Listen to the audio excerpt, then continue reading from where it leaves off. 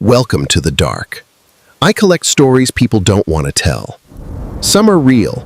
Some should have stayed hidden. The train arrives exactly on time, but the station that it is pulling into was completely demolished over 30 years ago. Ravenhill Junction was razed by fire in 1993. The tracks were ripped up, the platform was dismantled, and the forest reclaimed the land. Still, the legend persists. Never wait near the empty clearing after 3:33 a.m. Local records mention a hiker who stumbled into town after a decade on the missing list. He looked exhausted and claimed he'd only been gone for a single night, unaware that 11 years had passed the moment he stepped onto the carriage. He described passengers who sat in absolute silence, their eyes fixed forward. Each one carried a weathered suitcase with a dated luggage tag, marking birthdays, anniversaries, or the exact afternoon an entire family disappeared. Boarding the train severs your connection to linear reality. Once those doors close, you are no longer a resident of the world you left behind. Like all enduring urban legends, Ravenhill Junction operates under a system of absolute, arbitrary conditions. 7 rules dictate who stays on the train and who disappears. The spatial logic is unforgiving. Never make eye contact with the conductor, and never sit beside an empty window. If a passenger speaks your name, instantly vacate the carriage, moving to the next car without looking back. Survival aboard the train depends on mechanical compliance. Ignorance of these patterns results in a permanent addition to the passenger manifest. Journalist Claire Morgan stepped into the fog at 3:33 a.m. to debunk the myth. Instead, she found a station clock frozen in time and a platform that shouldn't exist. A conductor in a Victorian-era uniform handed her a ticket without a word. Printed across the center were 3 words: Final Return Journey.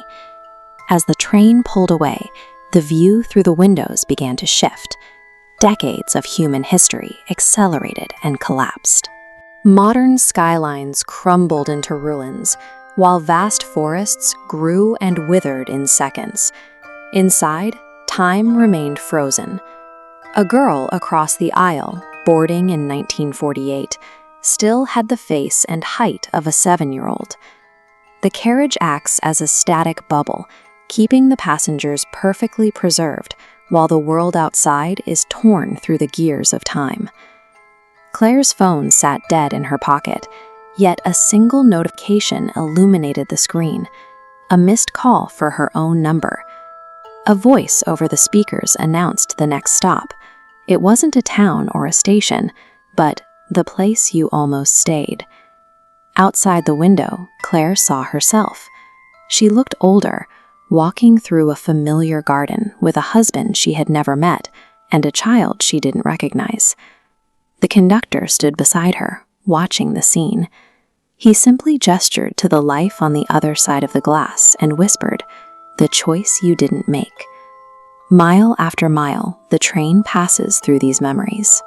Every stop is a gallery of missed opportunities and forgotten dreams, leaving the passengers to watch their own history through a pane of glass. The amber lights of the carriage began to flicker and die.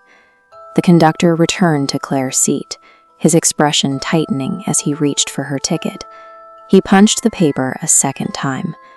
Around her, the passengers lowered their heads and began to weep.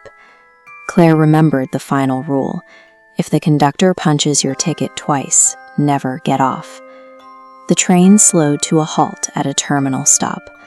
Through the fog, a rusted sign appeared, simply stating, "You were here." The doors opened, letting in a draft of freezing air.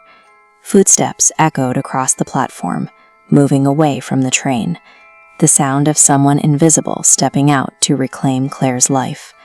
The double punch marks the completion of a trade. An invisible passenger has officially claimed Claire's seat in the physical world, leaving her behind to finish the journey. When the doors closed and the train pulled away, Claire looked at the seat beside her. It was no longer empty. A gray-haired version of herself sat there, smiling gently. The older woman handed her a newspaper. The headline was a report of a return, but the date at the top of the page was 50 years in the future. The next morning, railway workers found Claire standing alone in an empty field. The station, the train, and the tracks had vanished with the sunrise.